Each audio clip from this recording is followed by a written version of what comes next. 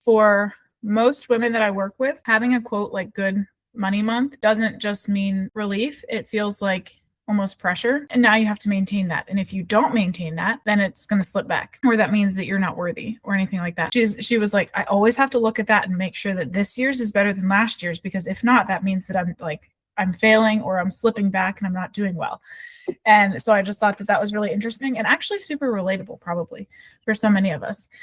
And so like that bar keeps getting raised and raised and raised. And if we don't keep hitting it, then again, it means like we're a failure or something is bad. And so this is what I call like proving the pattern. And it's one of the most exhausting ways to run a business and to live life, honestly. Usually it's around powerlessness, rejection, or shame. And these have taught you early on that your place had to be earned, that you were not worthy just because you were God's child, that love, belonging, worthiness were not just freely given, but they had to be maintained through specific performance. It doesn't have to look like a magazine. And so whenever she was starting to work through that, she realized like, oh man, this comes from a lot of this. I feel like I need to continually overwork and to prove that I am worthy because I can work so hard and because I have it all together.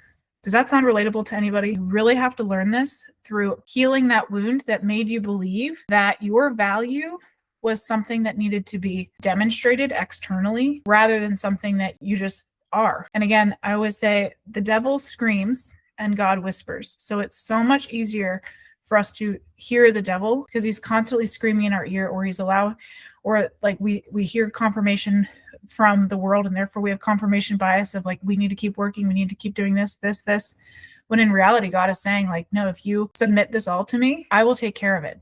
Yes, you're going to have to do the work, but when you allow yourself to receive, everything starts to shift.